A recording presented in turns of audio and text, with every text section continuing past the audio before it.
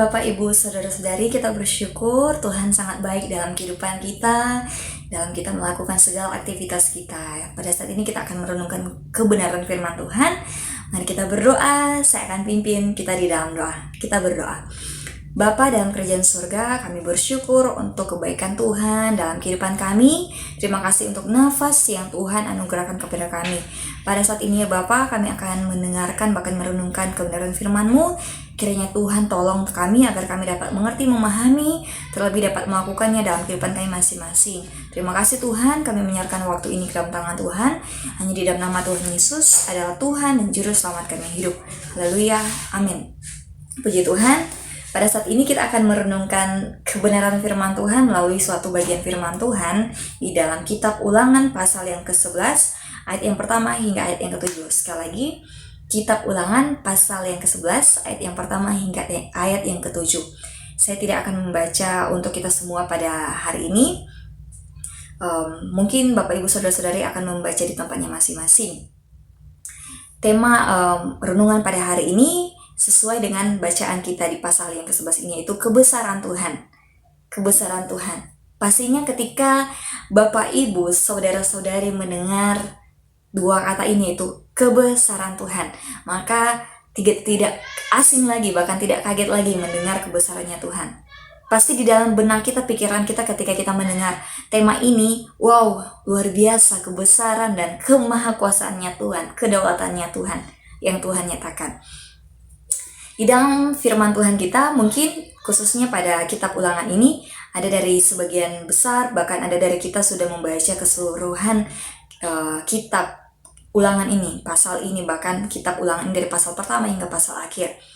Pasal 11 ini merupakan nasihat Musa kepada umat Israel. Musa menasihatkan kepada umat Israel pada saat itu.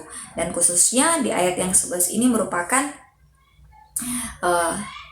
nasihat dan peringatan Musa kepada mereka. Kenapa? Karena Musa memberikan peringatan kepada mereka berulang kali.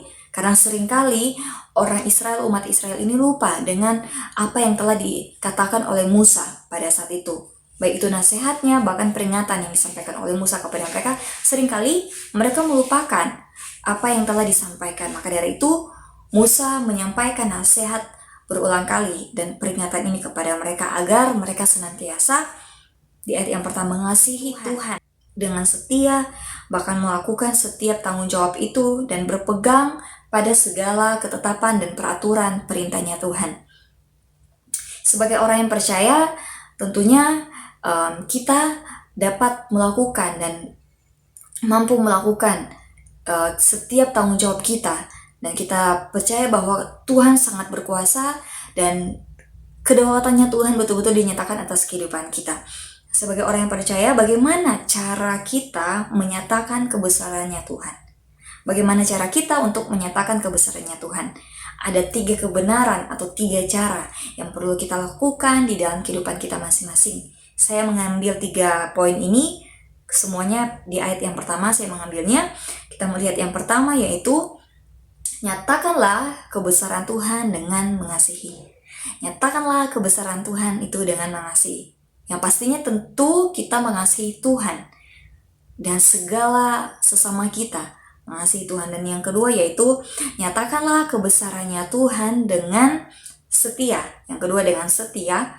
Dan yang ketiga dan yang terakhir yaitu nyatakanlah kebesaran Tuhan itu dengan berpegang kepada perintahnya, bahkan ketetapannya.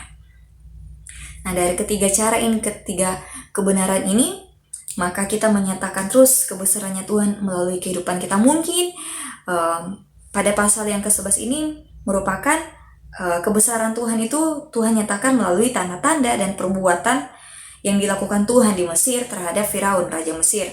Dan Tuhan juga menyatakan, bahkan membuat kebesarannya Tuhan itu melalui air laut Teberau itu menjadi meluap, meliputi orang-orang pada saat itu, dan Tuhan membinasakan mereka selama-lamanya, itu pada ayat yang keempat.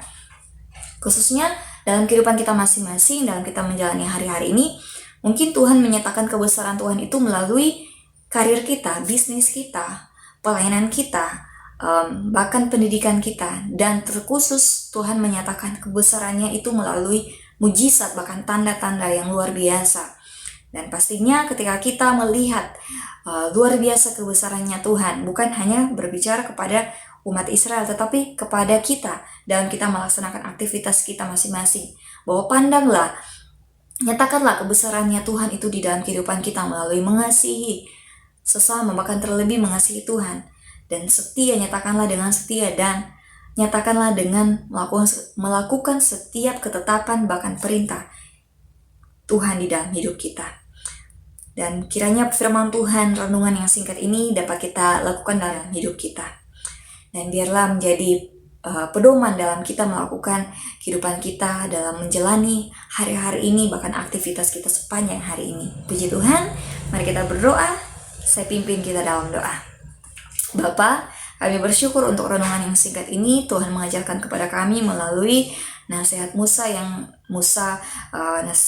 memberikan peringatan kepada umat Israel untuk senantiasa terus harus mengasihi Tuhan, karena harus itu merupakan kewajiban, perintah Tuhan kepada kami sebagai orang-orang percaya, agar kami senantiasa mengasihi Tuhan dan setia bahkan melakukan setiap ketetapan perintahnya Tuhan dalam kehidupan kami. Terima kasih Tuhan, kami bersyukur untuk renungan yang singkat ini. Di dalam nama Tuhan Yesus kami berdoa dan bersyukur kepada Bapa di surga. Haleluya. Amin. Puji Tuhan. Shalom.